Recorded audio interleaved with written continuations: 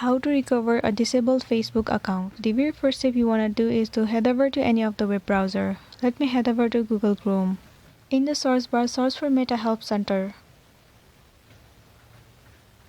Head over to the very first site, Meta Portal Help Center.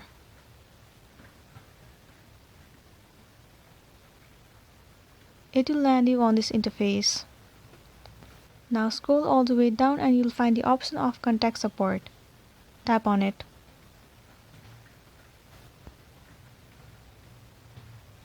Now right here head over to Account. And right here tap on Using a Portal Device.